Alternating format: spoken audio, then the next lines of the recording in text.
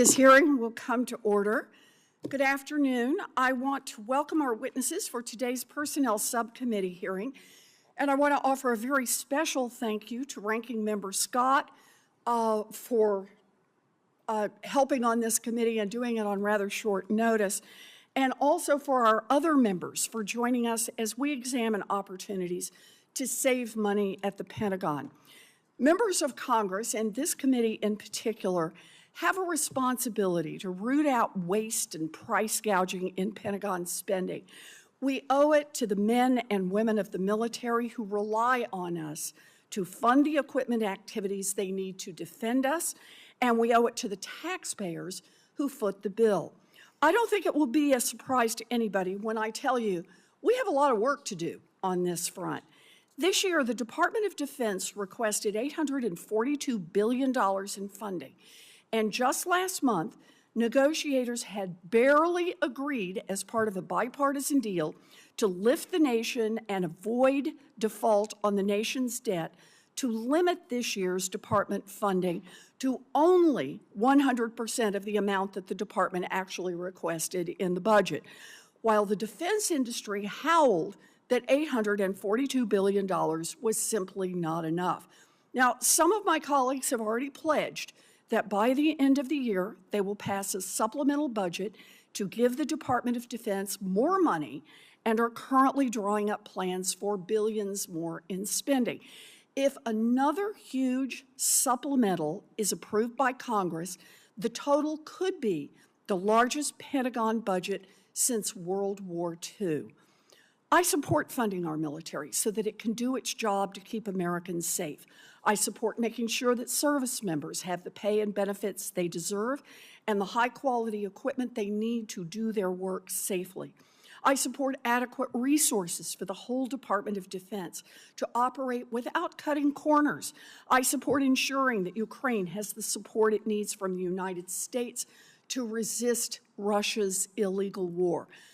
But reports from Pentagon watchdogs and budget experts, both inside and outside government, have repeatedly shown that there are serious problems at the Department of Defense with wasting taxpayer dollars.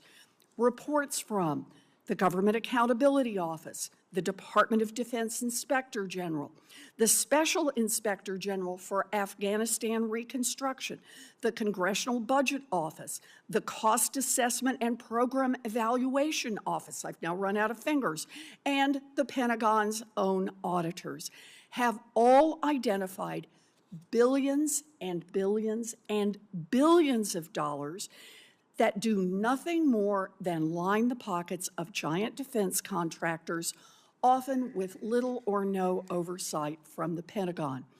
When the Department of Defense comes to Congress to ask for more money, we should be asking why they aren't putting in place a few basic oversight tools to stop defense industry price gouging.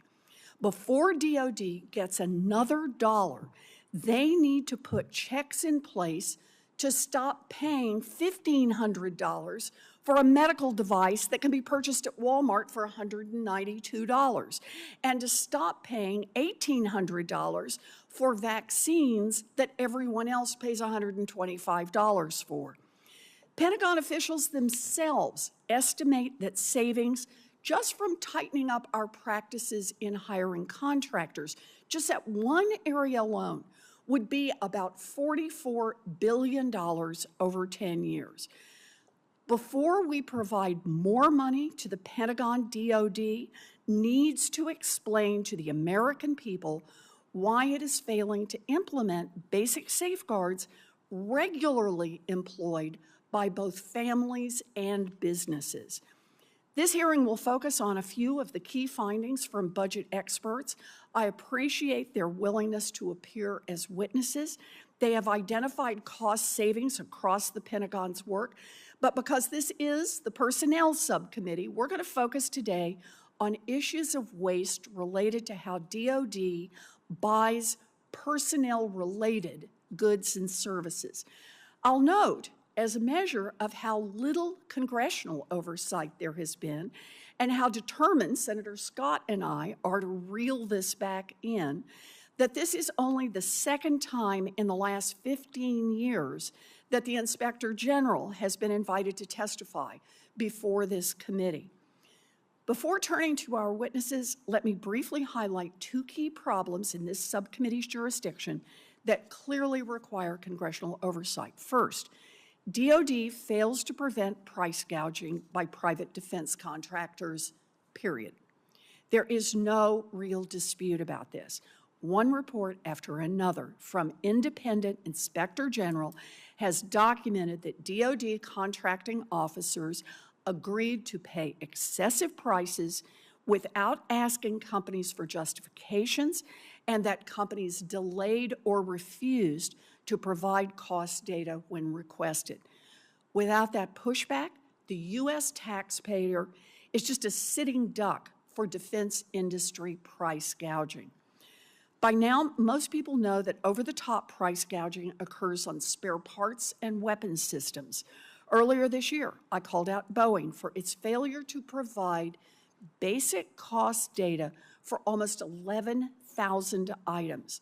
In other examples where that price data has been made public, we learned that Boeing charged the Army $71 for a pin that should have cost 4 cents.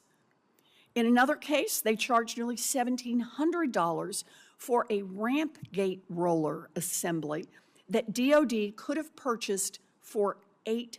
$1,700 for an $8 item. A recent investigation by 60 Minutes found that even after adjusting for inflation, we are paying 7 times more for each missile we send to Ukraine than we paid in the 1990s. But price gouging isn't limited to spare parts and weapons systems.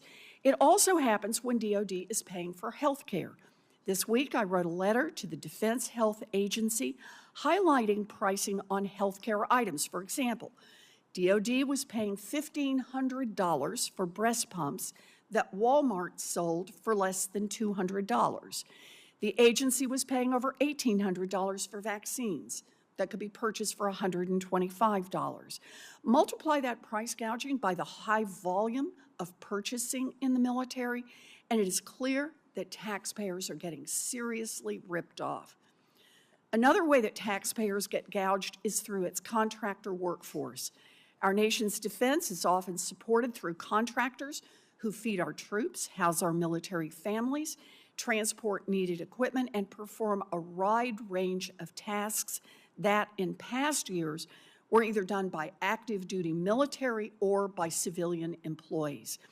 Over the past quarter century, DoD spending on service contracts has more than doubled, reaching over $205 billion in fiscal year 2022. This has created a huge industry of military contractors, turning them into billion-dollar businesses. But in many cases, hiring a contractor costs more than simply paying a federal employee to perform exactly the same function. At a minimum, DoD should be examining each contract to make certain the prices are reasonable and that the work cannot be done directly by federal employees for a whole lot less money. But that is not what's happening. Instead of carefully reviewing each government contract, the GAO has determined that DoD does not even know how many contractors it has and does not effectively analyze long-term costs. DoD has failed to safeguard taxpayer money, and it has opened the door to price gouging by government contractors. It is DoD's job to stop these ripoffs. As I noted earlier, this hearing will focus on cost savings in the jurisdiction of this subcommittee. We'll also primarily focus today on places where DoD can use authorities it already has. But let me be crystal clear.